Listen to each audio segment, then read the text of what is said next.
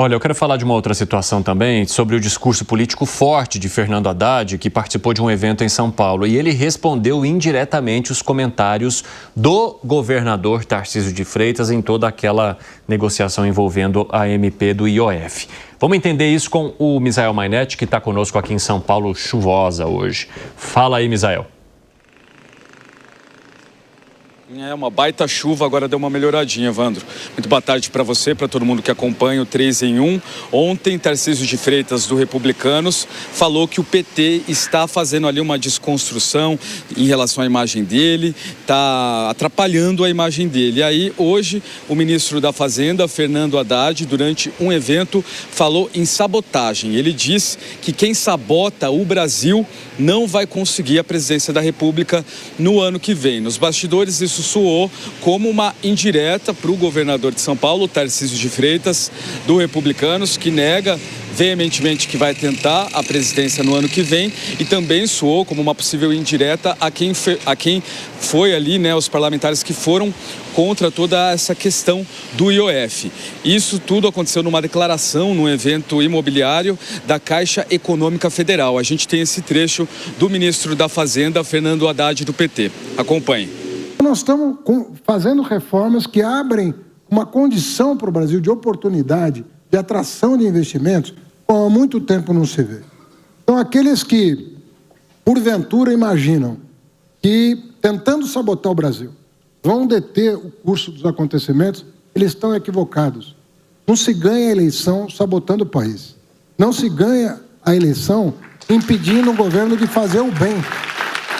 Nós vamos seguir a nossa vida, vamos seguir o nosso curso e vamos entregar um Brasil muito melhor. E a gente vê um discurso, né, com um tom bem político, né, bem professoral em relação a essa situação envolvendo uma possível chantagem sobre o Brasil, e dá a entender, né, nesse momento, né, uma declaração que vem depois da derrota do governo Lula em relação ao IOF, e também depois desse vídeo do governador Tarcísio de Freitas, onde ele diz que estão desconstruindo a imagem e a reputação dele, e ele atribui isso ao PT. A gente segue acompanhando também o Tarcísio de Freitas, que a gente já contou que não vai ser candidato à presidência da República até o dia do juízo final, quando o Bolsonaro, né, no limite ali, decidir se ele vai ser ou não, o que vai acontecer. Nosso Misael pistola até o dia que chegar o momento de você anunciar que sim, Misael, o governador Tarcísio de Freitas vai concorrer à presidência da República, e eu farei questão que seja você para dar essa notícia aqui no nosso 3 em 1, meu amigo. Os anjos te abençoarão. Fique com Deus. Falou, Misael, um abraço para você. O Misael brinca porque, assim, ele já entrou inúmeras vezes aqui no nosso 3 em 1, falando sobre a versão de Tarcísio de Freitas, de que ele vai ser candidato à reeleição aqui no estado de São Paulo. Mas é claro que a gente precisa aguardar, porque tem muita água para passar debaixo dessa ponte. Ô, Zé Maria Trindade, essa história de sabotar o país, ela vem depois de mais, digamos, uma movimentação de bastidor ali de Tarcísio de Freitas. Nos holofotes, ele disse que não influenciou de maneira alguma para o resultado que se teve de derrota do governo federal em relação a essa medida provisória do IOF. Mas aí vai Sóstenes Cavalcante lá no microfone e agradece a atuação do governador Tarcísio de Freitas para que a oposição obtivesse esse resultado. Então faltou combinar com o Sóstenes, né? Faltou combinar com os boca de sacola ali na hora de adotar uma versão do que seria, então, essa negociação de bastidor. Pois bem, também isso não seria problema nenhum para o governador Tarcísio de Freitas, que já tem um lado escolhido. Mas você acha que ele estaria sabotando o país dessa maneira? Não, de maneira, pelo contrário, ele está ajudando. Quem torce contra aumento de impostos ajuda a economia, melhora a economia. Ontem eu citei aqui o exemplo das fintechs que o Lula critica, porque tem que analisar por que as fintechs deram certo e ver, peraí, por que esse ramo se desenvolveu tanto? Porque saíram, não é só impostos, né? Mas também regulamentação, burocracia, soltaram as fintechs e elas voaram. Menos impostos, menos burocracia. Em vez de pegar esse exemplo e dizer, olha, vamos fazer o mesmo para outros, não, vão tentar cortar as fintechs, quer dizer, é um discurso fácil, um discurso muito bom. Olha, eles estão chamando aqui o governador de São Paulo de Denorex ao contrário. Sabe aquela história, parece, mas não é? Parece remédio, mas não é? Lembra? Ele é ao contrário, ele é candidato, mas tenta parecer que não é e não consegue. É candidato, ainda é candidato. Quando ele desistiu, foi porque é preciso ele dar essa parada. O ex-presidente Jair Bolsonaro precisa decidir. Há uma pressão muito grande. O Ciro Nogueira, ex-ministro dele, né, do Gabinete Civil, foi lá, falou: presidente, só tem que decidir, tem que liberar a direita. Indica o vice do Tarcísio, que é um nome que é abraçado por vários setores. E o Tarcísio, sem um acordo geral, ontem me disseram que ele espera ser aclamado, foi a palavra que eu ouvi, aclamar não pelo Brasil, né, mas por esse grupo de direita que já brigou com Lula, né, que é o Centrão e tal, e com o Bolsonaro. Aí ele seria candidato. E ele está certo. Do contrário, não. Ele continua de São Paulo e continua tentando uma reeleição que politicamente é praticamente garantida, né? Então, essa é a situação dele. Todo mundo acha que ele será candidato, mas espera esse momento e tirar o Eduardo Bolsonaro desta tentativa de evitar outro nome aí na política. É inevitável, a política anda e às vezes sozinha, né? Exatamente, Zé Maria Trindade. É muito bom que o Zé já está adiantando tudo isso para a gente, ó, faz tempo. Lá na frente a gente vai comentar isso novamente, seu Zé. Ô, Fábio Piperno, como é que você avalia essa direta dada pelo ministro da Fazenda sobre possível sabotagem? É um discurso que tem sido adotado também por outros integrantes do governo depois dessa derrota. E você vê que o protagonista desta sabotagem, nas palavras do ministro Fernando Haddad, é o governador Tarcísio de Freitas? Bom, se é ou não protagonista, não sei, mas que o discurso foi endereçado a ele, sem dúvida. Até porque, além da questão da votação, da derrota do governo, e o governo perdeu feio, há também o fato de que o governador Tarcísio havia também feito um pronunciamento duro de críticas ácidas direcionadas ao PT, não é? Acusando o PT de querer, então, desconstruir a sua imagem. Ora, o governador Tarcísio, nesses últimos tempos, principalmente, vem, até por conta do calendário eleitoral, intensificando seus ataques ao PT. E o PT faz a mesma coisa na direção do governador Tarcísio e vai ser assim por qualquer que seja o motivo até a eleição do ano que vem. Eles são rivais, eles serão ferrenhos adversários. Então, o que querem? Que um lado fala, puxa vida, olha, eu sou bom, mas meu adversário é muito mais bacana e é melhor do que eu. Não vai acontecer isso, né? Óbvio. Então, esses ataques, eles serão muito mais acirrados, duros e diretos. Agora, eu entendo que passe na cabeça do governador Tarcísio, sim, uma grande dúvida. Porque basta recorrer à literatura política para constatar o seguinte: incumbente que está no cargo, quando ele parte por uma campanha em vantagem, segundo as pesquisas, é óbvio que ele tem uma chance enorme de vencer. Muitas vezes o incumbente sai um pouquinho atrás, usa a máquina de forma despudorada e consegue reverter. E aqui no Brasil, aliás, isso é comum. Imagina, então, quando ele já larga com uma certa vantagem. Agora, Piperno, eu quero perguntar para você a sua análise sobre essa questão relacionada especificamente à sabotagem. O Zé disse, claro que não é sabotagem, na verdade é um oposto. Um governador que trabalha no bastidor para que o país não tenha maior tributação, ele não está sabotando, ele está ajudando o país. Para você também a máxima é essa? Eu acho que quando se corta, por exemplo, o imposto de pessoa física, sim. No caso de pessoas jurídicas, a gente tem que analisar caso a caso. Eu acho que na questão do IOF, particularmente, desde o início, eu acho que o governo errou. Agora, quando ele fala, por exemplo, em aumentar a tributação de bets e de LCI e LCA, aí não. Aí eu acho que o governo tomava um passo, uma medida correta. E você, Bruno Musa, que análise faz?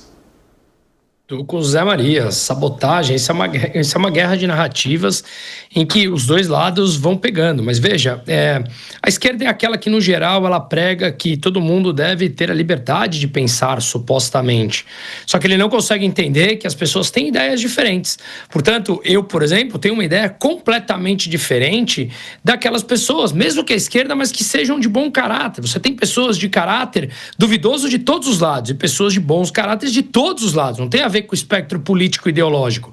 Aquelas pessoas que somos, independente do espectro político ideológico, de caráter bom, ou seja, que queremos o melhor do outro, do país, a gente não diverge do fim, nós divergimos do meio. Então, uns acreditam que o Estado deva ser mais presente, eu acredito que não, mas estamos buscando, genuinamente, um país melhor para todo mundo, que acreditamos que seja o caminho que entregará uma maior produtividade, maior renda, melhor qualidade de vida para as pessoas. Agora, quando você entra nessas narrativas, e aí você vai do lado das pessoas que são mais duvidosas, que simplesmente querem mentir, eles não permitem que você tenha uma visão de mundo diferente. A visão de mundo que eu tenho é uma visão em que, ao aumentar impostos, você retira de maneira forçada o dinheiro das pessoas para centralizar em poucos burocratas trilhões e trilhões e trilhões de reais para eles decidirem o que eles querem para as nossas vidas. Eu acredito que o resultado de melhoria de vida para todos é diferente. Por que não devemos debater? Portanto, por que é que quando eles dizem que é sabotagem, é porque o outro pensa diferente? Cadê a liberdade que eles tanto proclamam? Simplesmente só vale quando você pensa igual a ele? Então, é um recado, obviamente, até para todos e para o ministro Haddad. Não é sabotagem, ministro. É apenas uma maneira de pensar a forma de chegar no fim de um país mais desenvolvido completamente oposta à sua. Isso é válido e legítimo.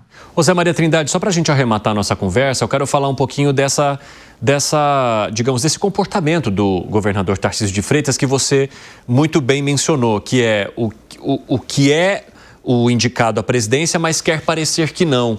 E há todas as situações em que, de alguma forma, o governador quer parecer que não participou. A exemplo dessa costura no bastidor para que a MP não avançasse com esses partidos do Centrão. Tudo bem que, no caso relacionado à indicação à presidência da República, há necessidade de se ter muito bem combinado com o presidente, o ex-presidente Jair Bolsonaro, como que essa indicação e esse anúncio seriam feitos, porque há esse eleitorado muito grudado a Jair Bolsonaro que depende dessa passagem de bastão para confiar naquele que poderia ser o substituto dele na direita contra o presidente Lula. Agora, nesse caso do bastidor relacionado à derrubada da MP, não seria, então, melhor politicamente que Tarcísio de Freitas assumisse, sim, que ele teve protagonismo para garantir que não houvesse mais tributação no país? Como é que se avalia essa estratégia muito parecida em todas as ocasiões em que Tarcísio prefere ficar por trás das cortinas em vez de em frente dos holofotes? E eu nem gosto muito de ficar chamando a atenção para furos. Eu acho que a nossa obrigação é, no dia a dia, tratar as notícias com seriedade, distanciamento, né? Hoje mesmo, no final aqui, eu vou falar de uma confirmação de uma notícia boa para todo mundo. Mas, enfim, na segunda-feira, pessoas e emissários do governador de São Paulo se reuniram e conversaram. Na terça-feira, eu tive acesso a debates importantes de bastidores. E eu revelei aqui, o tom da conversa é o seguinte: espera aí, nós estamos dando presentes para o Lula. E fizeram as contas, né, de vários projetos e tal, mostrando que Lula, no ano que vem, estaria com um canhão político muito grande, né, a possibilidade de arrecadar mais do que se gasta, ou seja, um superávit. E ele usaria isso contra os próprios que estavam colocando isso nas mãos deles. E a pergunta lá do momento foi a seguinte: e aí, nós vamos continuar assim? E a resposta eu falei: precisamos fazer alguma coisa. E decidiram, então, derrotar a medida provisória. Houve ali uma possibilidade de mudar, de reduzir, deixar as bets, mas aí a decisão foi derrotar. Eu vim aqui e falei que isso iria acontecer. Isso ali foi na terça-feira. Tudo aconteceu já a partir da segunda. Então, ele teve um papel importantíssimo. Hoje, o Tarcísio de Freitas lidera o Centrão. Lidera. E todos ficaram aqui admirados com a capacidade dele de unir não é a primeira vez. Ele já fez outras ações, por exemplo, assim, a tentativa de reanimar a anistia, ele veio, liderou e apresentou uma possibilidade real de se votar a anistia. E o Centrão, não é fácil de se lidar com ele sem oferecer alguma coisa. O que o Centrão vê? É uma possibilidade de poder. O poder se faz com o próprio poder, exercendo o poder, ou então expectativa de poder. E há nele a expectativa de poder para o Centrão, né? Então, daí essa força que ele tem, inclusive no Congresso Nacional. Ele tem, sim, uma grande responsabilidade nisso, e acho que ele deveria... Eu acho que ele assumiu, na medida em que ele elogia a decisão, na medida em que ele fala que um país não pode ficar aumentando impostos e um país com menos impostos é melhor, ele está assinando embaixo da decisão da Câmara, e isso é muito importante, né? Interessante.